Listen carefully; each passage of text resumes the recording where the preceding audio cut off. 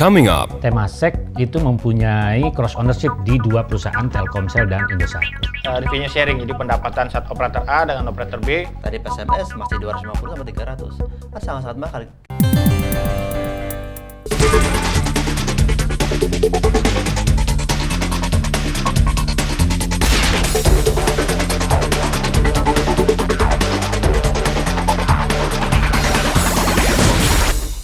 Pemirsa, kita berjumpa lagi pada acara Indonesia Business Today. Kali ini kita akan mengangkat suatu tema yang hangat dan juga menarik, yaitu kita akan mencoba membedah putusan perkara KPPU akan investasi Temasek di Indosat dan di Telkomsel.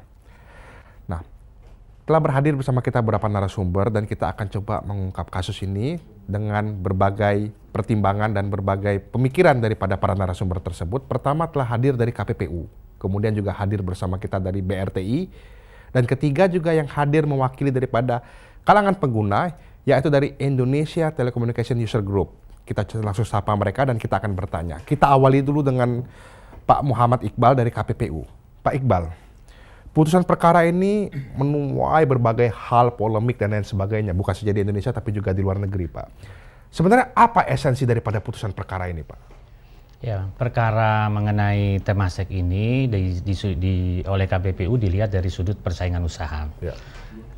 Dimulai dengan adanya satu laporan, ada dugaan pelanggaran terhadap pasal 27 Undang-Undang Nomor 5 Tahun 1999 mengenai kepemilikan silang atau cross ownership. Oke. Nah, memang salah satu pasal di Undang-Undang Nomor 5 yaitu pasal 27 melarang perilaku dari perusahaan-perusahaan yang mempunyai cross ownership di satu industri. Jadi begini Pak, kita potong sebentar. Bapak mengatakan perilaku. Jadi bukan cross ownership itu yang dipermasalahkan, tapi perilakunya Pak ya. Ya, jadi memang di undang-undang kita, di Undang-Undang Nomor Undang-Undang Nomor 5 Tahun 99 itu yang dilihat adalah perilakunya, tidak semata-mata melihat daripada kepemilikannya. Oke. Gitu. Jadi oleh karenanya di pasal 27 itu ada unsur-unsur, mulai dari unsur kepemilikan, unsur mengenai pangsa pasar, unsur mengenai dampak. Nah, ini yang kita lihat secara keseluruhan, utamanya adalah dampaknya terhadap persaingan. Oke. Apa dampaknya terhadap persaingan yang Bapak lihat dan sehingga putusan perkara ini dihasilkan? Ya. Pertama adalah kita memang mempunyai bukti yang kuat bahwa Temasek itu mempunyai cross ownership di dua perusahaan Telkomsel dan Indosat. Oke. Itu firm baik itu melalui dari Temasek Holdingnya sampai kepada anak perusahaannya itu. Oke. Yang kedua, kita juga mempunyai data yang firm bahwa pangsa pasar dari dua perusahaan Telkomsel dan Indosat ini itu lebih dari 80%. Walaupun kita juga tahu bahwa operator telepon kan sebenarnya atau seluler kan nggak hanya dua itu Pak ya? Betul. Tetapi yang lain-lainnya seperti Excel dan yang baru-baru itu tidak lebih daripada 10%. Oke. Gitu, tidak lebih dari 10%. Nah, dan yang ketiga ya sebetulnya yang kita lihat betul adalah dampak daripada adanya perilaku cross ownership dengan pangsa pasar yang besar ini gitu loh. Apa itu? Nah, ini pertama adalah kita melihat apakah dia melakukan persaingan atau tidak Daripada dua ini? dari dua ini. Nah, bukti-bukti yang kita punyai memperlihatkan bahwa kedua perusahaan ini tidak melakukan persaingan, gitu. Ada bahasa yang bahasa yang lain adalah terjadi persaingan semu. Seakan-akan terjadi persaingan, sebenarnya tidak. Tapi kan di koran-koran kan kita lihat bahwa selalu beriklan, Indosat beriklan, juga pemirsa juga tahu bahwa Telkomsel yang beriklan, masing-masing obral harga. Apakah itu bukan persaingan? Ya, yang terjadi adalah baru kejadian setelah KPPU masuk, yaitu sekitar tahun 2007 ini bahwa ada terjadi semacam persaingan dalam tanda petik. Saya menyebut semacam persaingan karena yang terjadi adalah baru perang iklan, belum kepada substansi persaingan. Apa substansi persaingan misalnya Pak? Substansi persaingan di dalam industri telekomunikasi khususnya di seluler yang kita lihat adalah harusnya semua operator ini melakukan persaingan dengan memperbanyak pelanggannya, pelayanannya melalui pengembangan BTS. Oke. Nah, kita di dalam kasus ini selama tahun 2003 sampai 2006 kita melihat bahwa Indosat yang harusnya bersaing dengan Telkomsel tidak melakukan satu upaya ke arah sana, ke arah untuk meningkatkan pelanggan dan pelayanan. dengan meningkatkan dia punya BTS. Malah kita mempunyai bukti bahwa sampai 2003 sampai 2006 seakan-akan Indosat tidak ingin untuk berinvestasi dengan menambah jumlah BTS-nya. Jadi Bapak mau mengatakan bahwa aneh padahal pemilik yang sama Temasek, kenapa yang satu dikebut, satunya seolah-olah direm begitu Iya, Pak ya? betul. Oke, nah kalau kita bicara mengenai telekomunikasi maka tidak akan terlepas daripada BRTI atau juga Badan Regulator Telekomunikasi Indonesia. Nah telah hadir Mas Heru Sutadi, kita ingin nanya. Regulator ini kan membuat regulasi dan juga mengawasi, benar Mas Heru ya? Nah Mas Heru melihat indikasi seperti ini pada 2003 sampai 2006 tadi? Ya kalau kebetulan saya sendiri masuk tahun 2006 awal gitu. Oke. Tapi kalau kita lihat memang kita melihat dari sisi tarif gitu.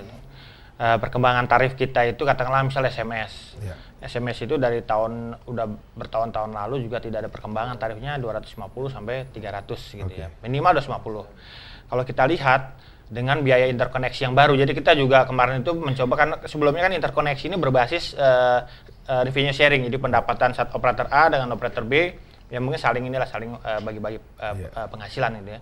Kita tahu dari cost base. Jadi dari cost base ini kita mengetahui satu ongkos produksi misalnya untuk SMS, untuk voice segala macam. Dari hal itu kita lihat bahwa katakanlah kasus SMS. Berapa tuh bisa kira-kira cost? SMS itu originasi sekitar 38. 38 rupiah? Untuk terminasi juga 38 karena sistemnya sender keep all, itu artinya kali 2 lah. Itu hanya 75 rupiah gitu loh. Tapi selama ini memang itu tidak turun secara signifikan, bahkan tidak ada penurunan sama sekali yang kita lihat gitu ya. Ini artinya mungkin bisa jadi indikasi adanya kesepakatan untuk menjual satu produk yang sama dengan harga yang sama itu terjadi gitu. Nah, selain daripada sisi itu, yang Anda lihat daripada sisi BTS tadi, apakah memang tidak diatur bahwa harusnya terus mengembangkan BTS-nya kalau menjanjikan iklan sekian gitu? Ya kalau masalah pembangunan BTS memang itu ada dalam lisensi modern. Jadi memang itu ada satu ketentuan, komitmen dari satu operator yang memang harus dipenuhi dalam tiap tahun. Gitu. Tapi ada komitmennya? Ada. Hanya saja kalau misalkan dalam kasus misalnya Indosat gitu ya, kita lihat memang terjadi perbedaan yang signifikan antara kapasitas terpasang dengan jumlah pelanggan. Katakanlah Starwan kemarin gitu ya. Kapasitas terpasang itu sekitar 2,5 juta, tapi pelanggannya ya 300 sampai 500 ribu gitu loh. Ini kan menjadi juga satu bahan pertanyaan kita, kenapa sih misalnya kok terjadi, apakah ini tidak dimarahin oleh pemegang saham gitu ya? Jadi Bapak mau mengatakan bahwa armada sedemikian besar, kenapa tidak dioptimalisasi? Betul. Nah, ini juga yang kita kejar juga kepada pihak Indosat agar mereka juga untuk lebih serius untuk membangun dan juga memasarkan produknya gitu. Saya baca juga Pak Iqbal, Pak Heru daripada berbagai berita katanya potensi loss daripada adanya persaingan tidak sehat ini mencapai 30 triliun rupiah konsumen dirugikan. Nah, kita ingin bertanya dulu Pak Muhammad Jumadi dari Indonesian Telecommunication User Group atau IDTUC dikenal. Anda mewakili konsumen atau mengatakan mewakili konsumen, Anda merasa dirugikan? Ya jelas, karena selama ini kita merasa bahwasannya tarif yang dikenakan kepada kita sebagai pengguna itu masih tinggi gitu kan. Mungkin customer juga tidak begitu wise karena tidak ada pilihan. Artinya dua operator itu yang memang mempunyai layanan sampai ke pelosok kecamatan gitu kan. Tapi kan mereka punya pilihan lain, mau berlangganan dengan operator lain juga boleh. Tadi saya bilang servicesnya mungkin begitu kan. Kita kan kadang-kadang ada yang di luar kota segala macam. Mereka kan selama ini mungkin masih kisarannya Jakarta, kota besar gitu kan. Nah, Telkomsel itu sudah menjangkau sampai ke pedesaan. Kalau sampai ke kecamatan kan. Kalau sampai misalkan katakanlah services yang diberikan sama, mungkin kita akan head to head kan. Buat kita ada pilihan yang lain gitu loh.